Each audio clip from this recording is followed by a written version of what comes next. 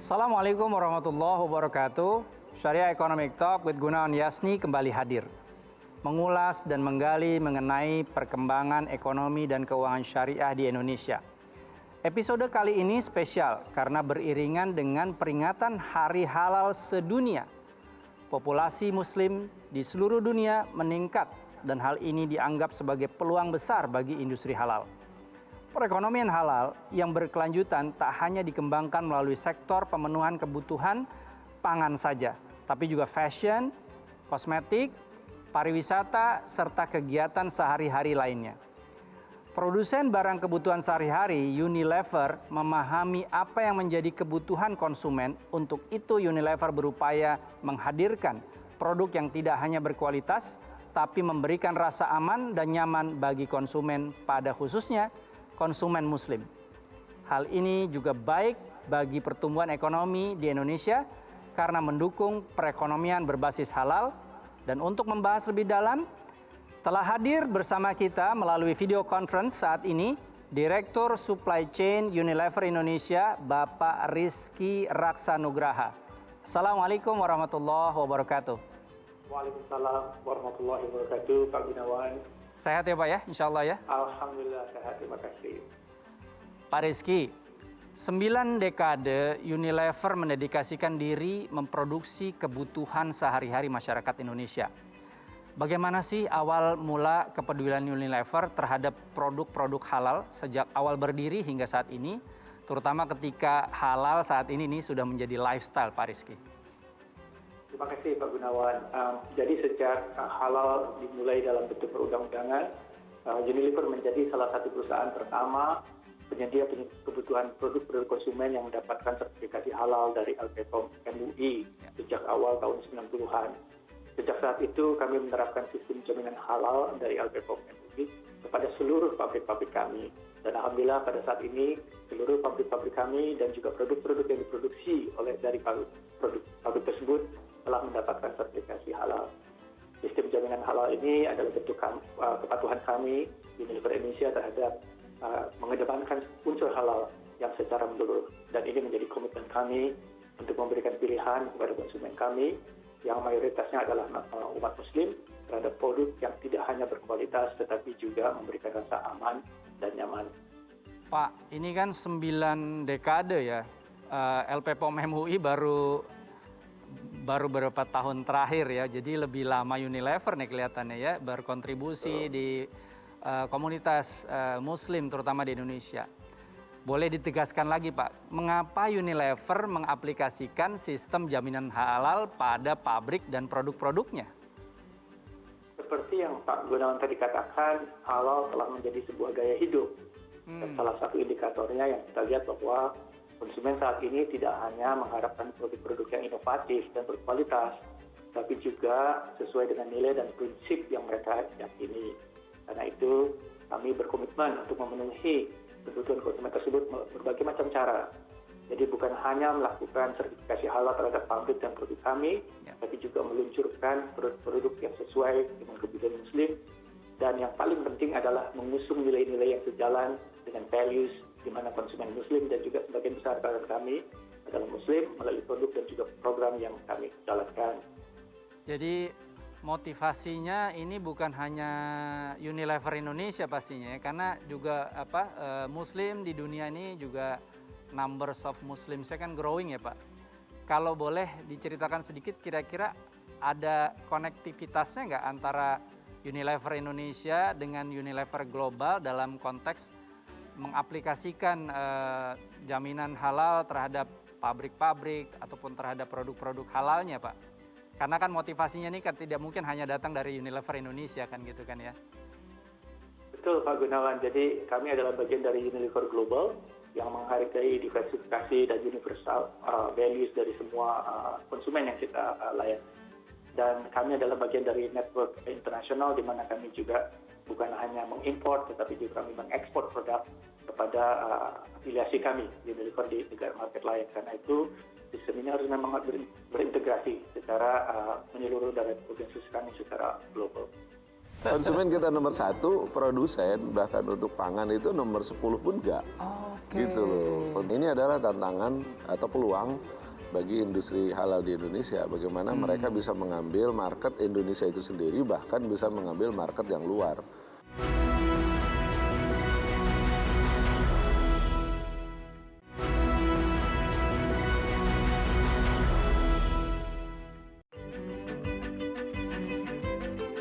Masih dalam Syariah Economic Talk with Gunawan Yasni. Pemirsa, Master Plan Ekonomi Syariah Republik Indonesia 2019 hingga 2024 mencatat pertumbuhan masyarakat kelas menengah meningkat 7-8% per tahun, sehingga daya beli pun meningkat. Hal itu seiring dengan meningkatnya kesadaran masyarakat akan produk halal. Telah bergabung bersama kita Bapak Lukmanul Hakim selaku Direktur LPPOM MUI. Assalamualaikum warahmatullahi wabarakatuh, Pak Lukman. Waalaikumsalam warahmatullahi wabarakatuh. Enaknya saya panggil Kang Lukman aja kali ya, warga Bogor. Siap. Nah, Pak Lukman, apa yang menjadi peluang dan tantangan industri halal di Indonesia? Ya, pertama mungkin seperti kita ketahui Indonesia adalah negara dengan populasi muslim terbesar, di mana halal adalah salah satu kewajiban yang diwajibkan bagi umat Islam untuk mengkonsumsi. Jadi ini adalah satu potensi pasar. Pertama kita bicara potensi pasar. Dan ini potensi pasar ini diakui di seluruh dunia. Indonesia ini menjadi potensi pasar dunia halal terbesar. Kita bisa bayangkan sekarang mungkin orang mengatakan ada Uni Emirat, ada Malaysia atau ada Saudi Arabia yang negaranya dianggap belanja halalnya tinggi. Tetapi ternyata berdasarkan data, Indonesia justru yang paling besar membelanjakan di industri halal. Sekitar 167 miliar dolar lebih Indonesia justru mengkonsumsi produk halalnya. Jadi kita juara konsumen. Juara konsumen. Dari total 1,2 triliun US dollar, itu 167 itu Indonesia paling besar. Kalau kita lihat dari industri pangan misalnya ya, Indonesia justru nggak menjadi 10 besar negara pengekspor. Jadi dari 167 miliar dolar yang ekspenditur biaya yang dibelanjakan oleh masyarakat Indonesia itu, 10 besarnya itu bukan dari Indonesia. Produknya. Jadi produk sebagai produsen nggak gitu nggak ya? masuk. Konsumen oke. Konsumen kita nomor 1, produsen bahkan untuk pangan itu nomor 10 pun nggak. Gitu loh. Ini adalah tantangan atau peluang bagi industri halal di Indonesia, bagaimana mereka bisa mengambil market Indonesia itu sendiri, bahkan bisa mengambil market yang luar. Karena perdagangannya sudah sampai 1,2 triliun miliar 1,2 triliun US dollar. Nah, ini kita mengambil berapa persen Indonesia? Kita harus punya target sebetulnya. Nah, ini dalam perencanaan ke depan itu negara harus bisa, atau para pengusaha stakeholder halal di Indonesia harus bisa menargetkan Indonesia harus mengambil market pasar berapa sehingga bisa meningkatkan kesejahteraan. Jadi industri halal sekarang ini sudah menjadi tren global dan perdagangan sudah semua diterima oleh semua kalangan, itu kira-kira. Baik Pak Lukman, saya akan ke Pak Rizky lagi nih, nanya-nanya lagi nih ya. Pak Rizky, bagaimana sih langkah-langkah proses pengaplikasian sistem jaminan halal pada skala bisnis seperti Unilever Indonesia yang tadi dibilang gede nih, ininya variannya banyak banget kata Pak Lukman. Gimana Pak Rizky? Betul Pak Gunawan, seperti Pak Lukman sampaikan, memang kalau prosesnya sangat rumit, ya tentunya prosesnya juga akan lebih rumit dan panjang. Yang paling penting bukan hanya prosesnya yang harus lengkap, tetapi juga harus terintegrasi. Jadi kalau kami memulai dengan product design ya, atau rancang produk, itu harus sudah mulai memikirkan harus halal. Dari bagaimana kami mendesain suatu produk, membangun formulasi, memilih bahan baku, dan mengkualifikasikan pemasoknya. Sampai akhirnya ke proses fasilitas produksi dan proses distribusi produk. Nah, karena itu ada 3 hal penting yang harus kami lakukan, karena prosesnya harus panjang, lengkap, dan terintegrasi. Tentunya yang pertama kita perlu kerjasama dengan yang baik dengan mitra usaha, para pemasok, dan para supplier kami untuk menggunakan proses dan produk yang juga sesuai dengan persyaratan halal yang baik dan benar. Kemudian yang kedua adalah fasilitas dan peralatan kami juga harus dipastikan kondisi yang baik dan dapat digunakan memproduksi dan menyimpan produk yang sesuai dengan persyaratan halal yang diterapkan. Yang paling penting dalam proses ini adalah keterlacakan atau kita bilang traceability. Jadi produk kita itu harus punya traceability yang baik, yang kita bisa lacak dari batch number, supply dan sebagainya, sehingga apabila ada keraguan terhadap persyaratan yang diperlukan, proses penelusuran sepanjang jalur value chain atau supply chain ini dapat, atau rantai pasokan dapat dilakukan dengan benar dan cepat dan efektif. Yang terakhir tentunya perlu kerjasama dengan karyawan kami dan juga karyawan mitra-mitra kami. Itu penting sekali untuk memahami dan mengaplikasikan sistem halal. Dan kami selalu mendorong rekan-rekan karyawan dan baik karyawan sendiri maupun rekan kerja untuk selalu menjalankan peraturan kehalalan produk dalam kebijakan halal, mengatur kerjasama dengan pemasok dan semua bahan baku sesuai dengan persyaratan halal, sehingga semuanya terintegrasi dari hulu sampai ke hilir. Oke, alhamdulillah. Tapi Pak Rizky, ini pengaplikasian sistem jaminan halal, jadi kalau dalam hal ini bukan hal yang mudah gitu ya. Apa tantangan mengaplikasikan sistem jaminan halal pada pabrik dan juga produk-produk dari Unilever ini, Pak? Kalau begitu, Pak. Betul, Pak Gunawan. Jadi tantangan selalu ada ya, tetapi insya Allah dengan komitmen yang kuat, usaha berkelanjutan, alhamdulillah semua tantangan tersebut insya Allah kita bisa atasi dengan baik. Nah, salah satu tantangan terbesar adalah memastikan pihak ketiga untuk bekerjasama dengan kita selalu memenuhi persyaratan halal. Kami memiliki, Pak Lukman tadi sampaikan, ribuan produk yang tentunya membutuhkan juga lebih banyak lagi, ribuan jenis bahan baku dengan ratusan pemasok di dalam maupun di luar negeri.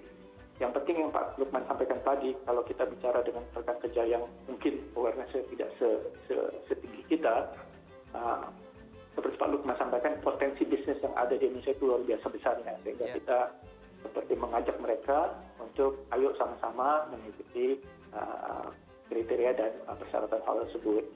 Yang terakhir adalah mungkin tantangan berikutnya adalah sumber daya, karena sistem produksi kita cukup otomatis. Sumber daya perlu kompeten, karena bukan hanya menjalankan proses mesin produksi dan sebagainya, tetapi persyaratan produksi selama proses itu harus selalu mengikuti persyaratan halal. Jadi yang saya sampaikan ada 3 dewan direksi yang duduk di Muslim Advisory Board, juga ditambah dengan subject matter expert, para certifikat Muslim dari pihak eksternal yang kita minta bantuannya untuk membantu kami selalu menjaga supaya nggak salah jalan begitu Pak Gunawan. Wah, ini keren ya, ada Muslim Advisory Board. Wah, keren banget nih Pak di Unilever ya. Jadi kalau di lembaga keuangan tuh kayak ada DPS gitu ya Pak Lukman ya.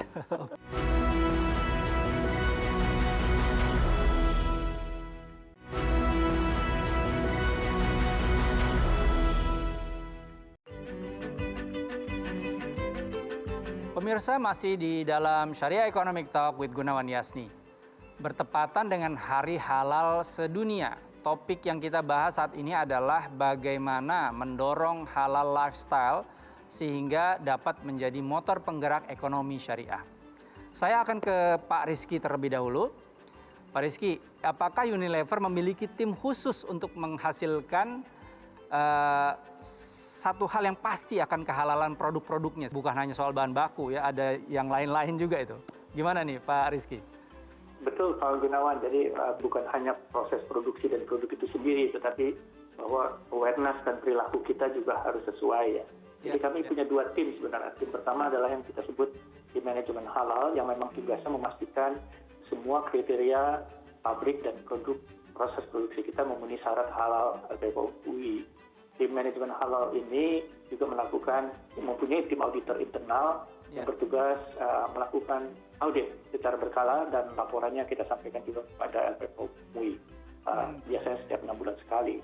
Itu satu tim untuk tim manajemen halal yang memang fokus ke pemenuhan kriteria persyaratan halal yang ditetapkan oleh LPPOM MUI.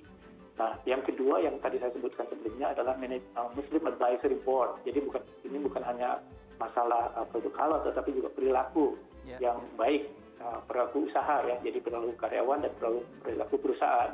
Jadi yang saya sampaikan ada 3 dewan direksi yang duduk di Muslim Advisory Board, juga ditambah dengan subject matter expert, para certifikat Muslim dari pihak eksternal yang kita minta bantuannya untuk membantu kami selalu menjaga supaya nggak salah jalan begitu Pak Gunawan. Wah, ini keren ya, ada Muslim Advisory Board. Wah, keren banget nih Pak di Unilever ya. Jadi kalau di lembaga keuangan tuh kayak ada DPS gitu ya Pak Lukman ya. Makasih Pak Rizky. Nah, ini saya mau elaborasi lagi nih sama Pak Lukman nih. Siap. Kalau kayak tadi tuh hal-hal yang bukan hanya bahan baku tentunya, bukan hanya sekedar proses, di dalam sertifikasi halal itu dipertimbangkan juga nggak kriteria-kriteria khusus kayak tadi penyediaan fasilitas, kemudian mungkin waktu mulai membuat seperti berdoa dulu atau apa gitu Pak Lukman? Ya, jadi begini Pak Gunawan, itu kan ada dua hal ya. Pertama ini tentang halal zatnya. Yang kedua kan kalau kita bicara sertifikasi itu sebenarnya bicara keberlanjutan masa sertifikat.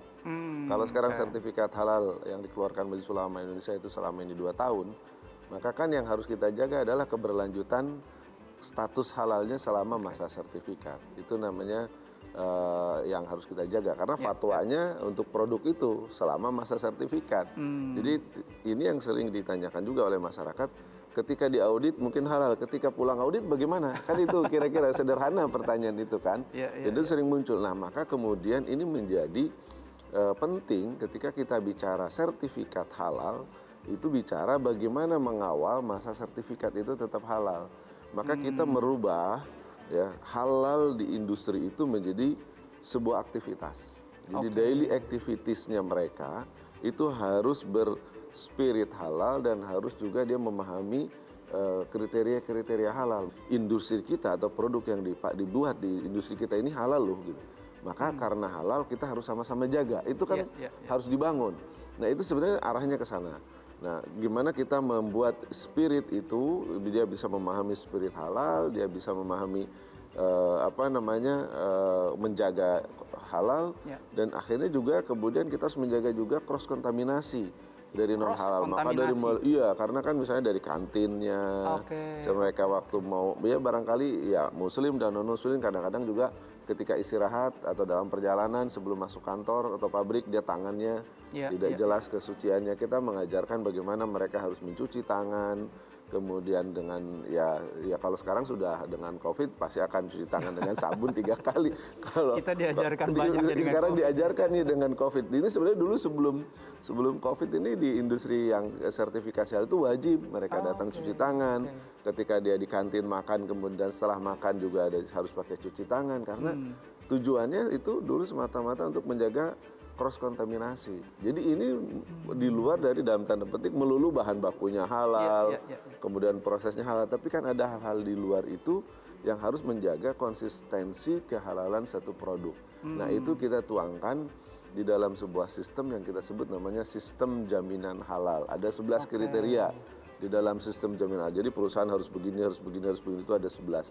Nah, ini bisa dilihat di sistem jaminan halal itu ya? Kita sudah, dan itu tentu bagi industri-industri yang sekelas Unilever yang sudah ISO certified, bahkan dia above itu di atas dari situ, 11 kriteria sistem jaminan halal itu sangat comply dengan itu karena memang itu kan sistem oriented ya. Jadi bagaimana kita membangun sebuah sistem yang bisa terintegrasi dengan sistem yang sudah ada di perusahaan-perusahaan sekelas Unilever, ya, dia punya ISO atau punya sistem standar yang lain. Itu sistem jaminan halal yang kita bangun itu bisa diintegrasikan dengan itu. Tapi intinya adalah bagaimana menjaga halal di luar dari substansi produknya tadi, bahan baku, bahan penolong atau proses, tapi di luar ini lingkungannya ya, behaviornya harus kita juga bangun halal, SDM-nya, lingkungannya dan lain itu pasti ada. Dan ada di dalam kriteria jaminan ada di dalam produk 11 halal kriteria itu. jaminan halal itu ya. Tadi yang Pak Lukman bilang ya ada sekitar 11 tadi 11 kriteria ya. Baik. Jadi bukan hanya bahan baku nih ya berarti bukan. Di luar itu pun harus ada. Nanti halal waktu diaudit, waktu beres diaudit dia nggak halal kan, jadi tanggung jawabnya Majelis Ulama. Kita harus jaga fatwa Majelis Ulama itu harus dijaga betul gitu. Dan ini sepakat antara LPPOM dengan perusahaan itu sepakat. Kita menjaga fatwa dari Majelis Ulama Indonesia. Gitu. Alhamdulillah, saya sih nyaman ya Mas. Saya nyaman untuk menjalankan gaya hidup halal seperti sekarang gitu karena saya tidak jadikan itu beban. Dan gaya hidup halal yang saya pilih ini nggak hanya sebatas dari makanan saja gitu. Jadi ya dari kehidupan sehari-hari, dari barang-barang yang saya pakai pastinya itu juga harus saya pikirin.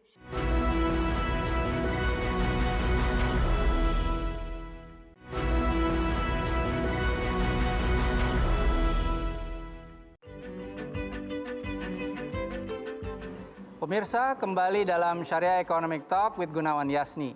Sudah bergabung bersama kita Laudia Cynthia Bella, Brand Ambassador Sunsilk Hijab. salah satu produk dari Unilever Indonesia, dan juga tentunya Direktur LP POM MUI, Bapak Lukmanul Hakim. Assalamualaikum warahmatullahi wabarakatuh, Mbak Bella. Waalaikumsalam warahmatullahi wabarakatuh. Oke, saya akan ke Mbak Bella dulu nih ya, Pak Lukman ya. Oke, Mbak Bella, ini sebagai public figure, bagaimana Mbak Bella memaknai gaya hidup halal? Apakah halal lifestyle juga Mbak Bella jalankan dalam kehidupan sehari-hari?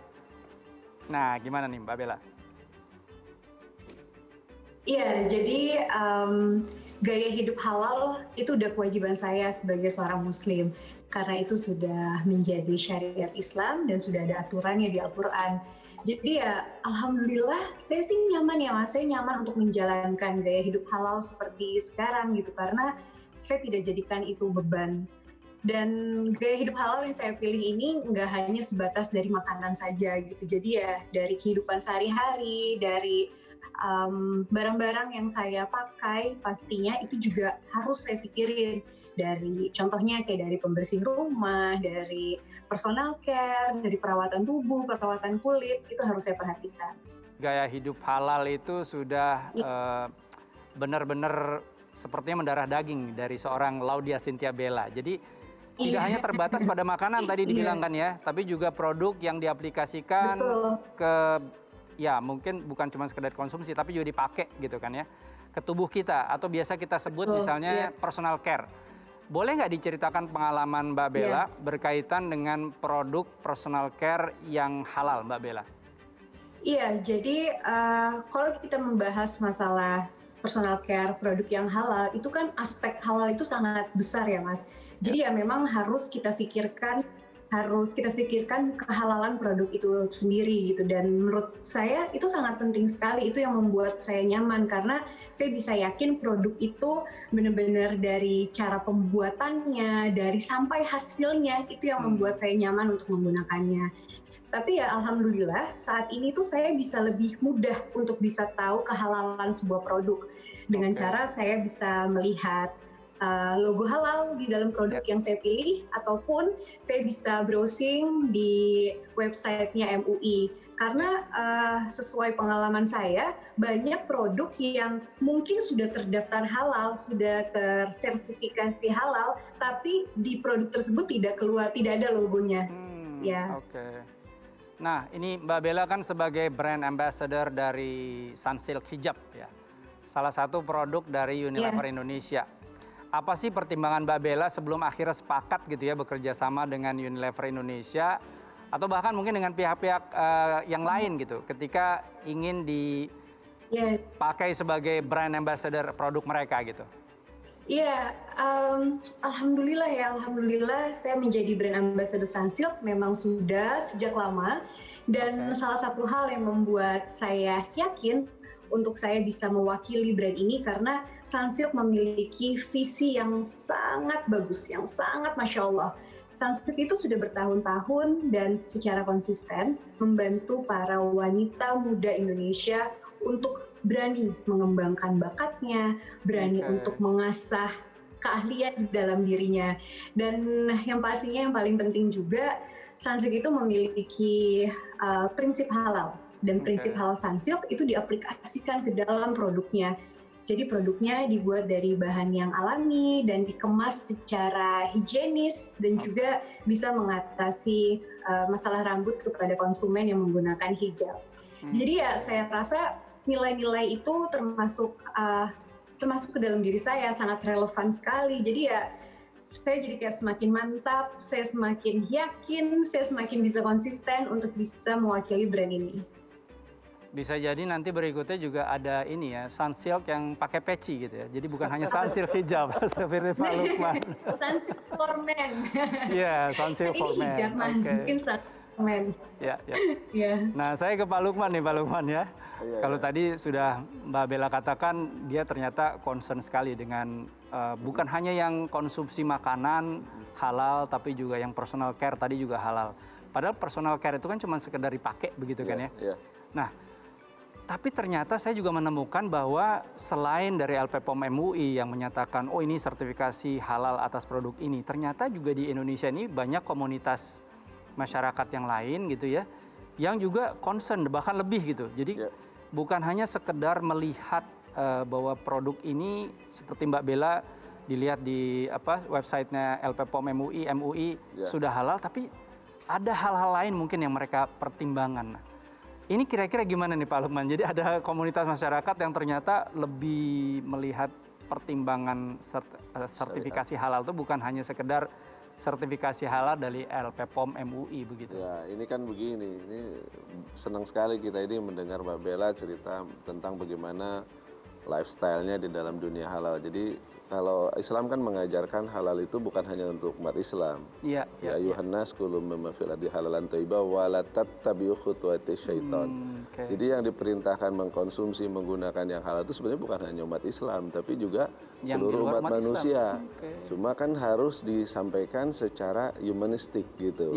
Nah, model-model kayak seperti tadi misalnya public figure seperti Mbak Bella ini bisa dijadikan mendakwahkan halal bahwa halal itu bagus, halal itu baik, bahwa halal itu for everybody gitu, bukan hanya masalah muslim.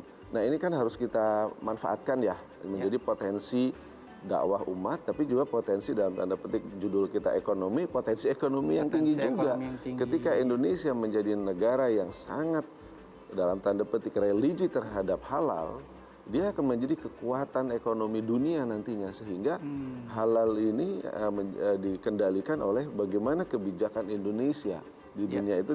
Nah ini maka penting harus ada dai-dai halal atau brand ambasador halal. Nah ini Mbak Bella ini jadi salah satu halal ambasador mestinya menjelaskan bahwa halal itu nggak susah kan tadi dijelaskan kan gitu ya, nyaman gitu ya Mbak Bella ya, enak gitu.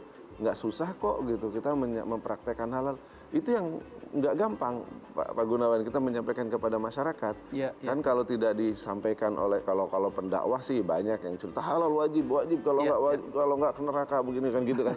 Kalau Mbak Bella kan barusan dengar ceritanya wah enak loh pakai halal begini loh. Nah itu pendekatan-pendekatan yang mungkin nanti akan juga menarik juga memanggil banyak orang untuk peduli mengkonsumsi menggunakan barang-barang yang halal. Jadi ada dua aspek gini ya, dua dari yang memperingatkan ada dari para dai kita, tapi juga ada juga yang mengajak secara lebih nyaman, lebih karena dia juga mempraktekkan terutama kan Mbak Bella ini. Kira-kira itu penting menurut saya. Baik Pak Lukman, Mbak Bella, kita harus jeda dulu sejenak ya, tetap di Syariah Economic Talk with Gunawan Yasni. Kita di dalam halal dulu sudah mensyaratkan itu, masuk dalam kriteria. Contoh ya, setiap karyawan mau bekerja dia harus cuci tangan. Keluar dia cuci tangan, pakai sabun juga.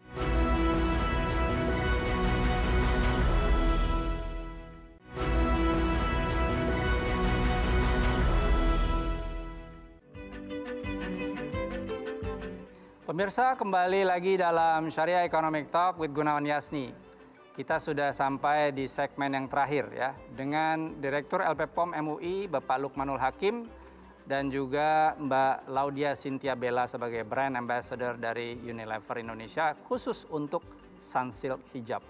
Nah Pak Lukman, ini kita kan sedang menghadapi pandemi COVID-19 ya. Insya Allah ini musibah ya. Musibah, tapi kalau saya lebih senang bilangnya ini bukan musibah, ini saatnya bermuhasabah gitu ya kira-kira ya. Luar biasa ya. Supaya bisa dapat berkah katanya gitu. Ya betul. Nah ini kira-kira sebagai Direktur LPPOM MUI nih Pak Lukman, sampai sejauh mana sih kira-kira halal lifestyle yang tentu LPPOM MUI itu menjadi sentral bagian dari halal lifestyle ya di Republik ini dalam skala nasional itu bisa ditingkatkan walaupun dalam kondisi pandemi COVID-19?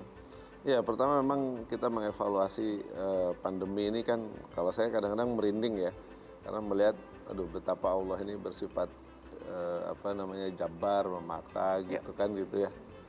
Kita dulu untuk cuci tangan aja susah gitu ya. Padahal nenek moyang kita dulu di depan rumah itu selalu di pagar itu ada cucian, cuci tangan gitu. Sekarang ternyata kita masuk ke rumah harus ada cuci tangan. Dan di semua restoran sekarang di pintu depan ada cuci tangan, ada sabun. Itu sudah dipraktekkan oleh orang tua kita dulu tuh ya. Dan itu memang juga syariat Islam harus bersih, masuk ke rumah, cuci tangan, cuci kaki gitu ya, masuk ke rumah. Sekarang ternyata kita harus begitu. Ini adalah satu hikmah yang kalau kita kadang-kadang merinding ya. Kemudian dulu kita juga harus rapih, tertutup badan kita ini. Kayak sekarang malah laki-laki aja pakai hijab ini, pakai cadar ini kan, cadar transparan gitu kan. Ini kan luar biasa gitu. Menurut saya, ya Allah, ini ada sesuatu yang sedang dimainkan. Kalau saya sering melihat kalau tasawufnya ini main-mainnya Allah terhadap hukum Islam terhadap manusia. Ini saya kira ini satu hal. Kita di dalam halal dulu sudah mensyaratkan itu, masuk dalam kriteria.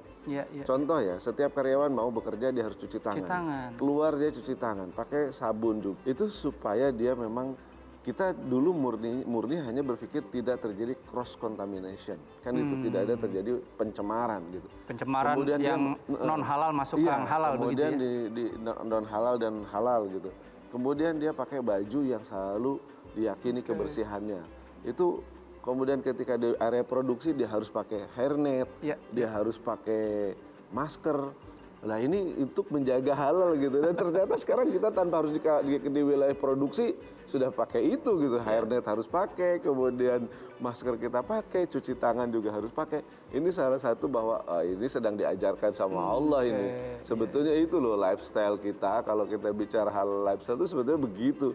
Saya bilang wah ini kita sedang dibudayakan untuk mempraktekkan halal lifestyle. Nah, Pak Lukman, ini kan kalau tadi memang kondisinya seperti itu, tapi LP POM tadi kalau yang terkait ada sekarang UMKM masuk ke masker dan lain-lain, siapa tahu ya mereka juga dalam kondisi pandemi ini ada kiat-kiat mungkin dari LP POM MUI yang bisa menggairahkan sertifikasi halal gitu mungkin, karena pada signifikan poinnya buat LP POM MUI kan dalam pandemi COVID-19 ini halal lifestyle itu bisa meningkat gitu. Betul, Pak. karena gini, sekarang ini harus kita dorong adalah UKM lah, ultra mikro kecil. Usaha ultra mikro kecil itu lebih banyak kepada home industry. Nah home industry ini kemudian kan supplier bahan bakunya. Ini yang kita lakukan sertifikasi, dan kita melakukan sertifikasi kerjasama dengan pemerintah. Sertifikasinya ini gratis, ya kan dibiayai oleh pemerintah. Ini dalam jangka dekat, kemarin sudah diputuskan itu semua dibiayai oleh pemerintah 100%. Untuk UMK yang jumlahnya kalau kita lihat dari 63,5 juta UMKM itu UMK-nya sekitar 61 juta. Jadi itu 61 juta UMK itu sertifikasi halal, dan diharapkan dengan halal begitu dia ekonominya semakin meningkat gitu. Itu kita sedang membuat program perencanaannya untuk segera melakukan itu dengan pemerintah ya gitu untuk sertifikasi.